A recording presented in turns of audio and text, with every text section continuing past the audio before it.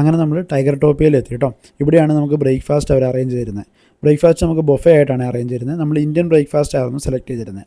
അപ്പോൾ നമുക്ക് അവിടെ അത്യാവശ്യം എല്ലാം തന്നെ അവൈലബിൾ ആയിരുന്നു കേട്ടോ. കട്ട് ഫ്രൂട്ട്സ് ഉണ്ടായിരുന്നു, വെജിറ്റബിൾസ് ഉണ്ടായിരുന്നു, അതുപോലെ പൂരി കടലക്കറി ഉണ്ടായിരുന്നു, പിന്നെ ചെറിയ ബോണ്ട പോലത്തെ ഒരു സാധനം, അത് നമ്മൾ ശരിക്കും നാട്ടിലെ വട തന്നെയാണ്, അത് ആ ഒരു ഷേപ്പിൽ അവർ ഉണ്ടാക്കിയെന്നേ ഉള്ളൂ. അതുപോലെ ചായ അവൈലബിൾ ആയിരുന്നു.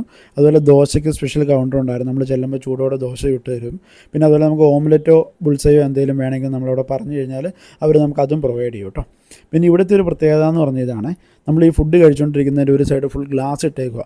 നമുക്ക് ആ ഗ്ലാസ് കൂടെ ലൈവായിട്ട് നമുക്ക് കടുവേനെ കാണാം. അപ്പോൾ കടുവേനെ കണ്ടുകൊണ്ട് തന്നെ നമുക്ക് ബ്രേക്ക്ഫാസ്റ്റും കാര്യങ്ങളെല്ലാം കഴിക്കാൻ പറ്റും. അതാണ് അവിടുത്തെ ഒരു പ്രത്യേകത കേട്ടോ. ഇനിയിപ്പോൾ നമ്മൾ ബ്രേക്ക്ഫാസ്റ്റ് എല്ലാം കഴിഞ്ഞ് പുറത്തിറങ്ങി നമ്മുടെ അടുത്ത പരിപാടി എന്ന് പറഞ്ഞാൽ ടൈഗർ ടോപ്പിയ സൂവിനകത്ത് കയറുക എന്നുള്ളതാണ്. അപ്പം അതിനകത്ത് കയറാനായിട്ട് നമുക്ക് പ്രത്യേകം പാസുകളുണ്ട്, എൻട്രി ടിക്കറ്റും ഉണ്ട്.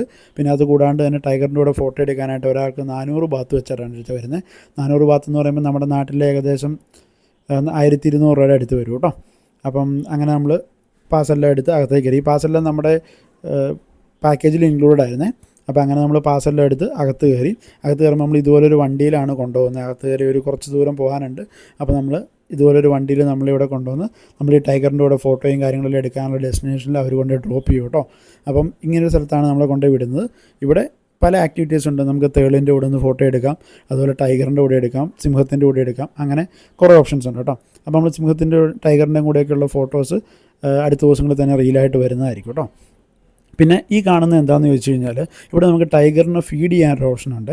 അത് അവരെങ്ങനെയാണ് കൊടുത്തേക്കുന്നത് വെച്ചാൽ, നമ്മൾ 200 ബാത്ത്, അതായത് ഏകദേശം നാട്ടിലൊരു 600 രൂപയുടെ അടുത്ത് കൊടുത്തു കഴിയുമ്പം നമുക്കവർ ഒരു ഗണ്ണും അതുപോലെ തന്നെ 4-5 പെല്ലറ്റ്സും തരും കേട്ടോ. അപ്പോൾ നമുക്ക് ആ പെല്ലറ്റ്സ് യൂസ് ചെയ്തിട്ട് ഇതിൻ്റെ മേളിൽ തന്നെ അവരൊരു 3-4 ചെറിയ ബോക്സുകളിലായിട്ട് ഫുഡ് അറേഞ്ച് ചെയ്തിട്ടുണ്ട്. അതായത് ചെറിയ ചിക്കൻ്റെ പീസുകളാണ്. അപ്പോൾ നമ്മൾ ആ പെല്ലറ്റ്സ് വെച്ചൊരു 3 to 4 ടൈംസ് സെയിം ഡെസ്റ്റിനേഷനിൽ കൊള്ളിച്ച് കഴിയുമ്പം അത് ആ ഒരു ബോക്സ് ഓപ്പണായിട്ട് തന്നെ താഴേക്ക് ഫുഡ് ഡ്രോപ്പായി വീഴുക കേട്ടോ ചെയ്യുന്നത്. പിന്നീട് അത് നമുക്ക് അവിടെ നിന്ന് നടന്ന് കുറേ ദൂരങ്ങൾ അതിനകത്ത് തന്നെ കാണാനുണ്ട്. അപ്പോൾ അങ്ങനെ പോകുമ്പോൾ ഈ ടൈഗേഴ്സിൻ്റെ തന്നെ സുഖമുണ്ട്. ഇതുപോലെ പല കേജുകളിലായിട്ട് ടൈഗേഴ്സിനെ ഇങ്ങനെ ഇട്ടിട്ടുണ്ട്. അപ്പോൾ നമുക്ക് നടന്നുകൊണ്ട് അതിനെല്ലാം കാണാം. പിന്നെ ഇതുപോലെ ചെറിയൊരു തണലത്തോടെ നടക്കാനുള്ളൊരു സൗകര്യം അവിടെ അറേഞ്ച് ചെയ്തിട്ടുണ്ട് അവർ. ഭയങ്കര രസമാണ് കേട്ടോ. ഇവിടെ ചെറിയൊരു കാറ്റും ഉണ്ട്. അപ്പോൾ നമുക്കതിൽ നടക്കാനൊക്കെ ഭയങ്കര രസമാണ്. അതുപോലെ തന്നെ ഇവിടെയാണ് നമ്മൾ മറ്റേ വാക്കിംഗ് വിത്ത് ലയൺ അല്ലെങ്കിൽ വാക്കിംഗ് വിത്ത് ടൈഗർ എല്ലാം ഇതിനടുത്താണ്. നമ്മൾ 24-ാം തീയതിയാണ് പോയത്. അത് നിങ്ങളിപ്പോൾ എല്ലാവരും വീഡിയോസ് കണ്ടിട്ടുണ്ടാവില്ല. 29-ാം തീയതി വേറെ ഒരു ഇന്ത്യയിൽ നിന്ന് പോയ ഒരാളെ ടൈഗർ അറ്റാക്ക് ചെയ്യുന്നത് ആ ഒരു സെയിം സ്ഥലമാണ് കേട്ടോ ഇത്. അപ്പം ഇവിടെ വെച്ചിട്ടാണ് അയാൾക്ക് ആ ഒരു ദുരന്തം ഉണ്ടാകുന്നത്. അപ്പോൾ നമ്മളതിനൊരു 3-4 ദിവസം മുമ്പാണ് അവിടെ പോയത്. എന്തോ ഭാഗ്യം കൊണ്ട് നമ്മൾ ടൈഗറിൻ്റെ കൂടെ ഫോട്ടോ എടുത്തപ്പോൾ ഒന്നും വലിയ പ്രശ്നങ്ങളുണ്ടായില്ല.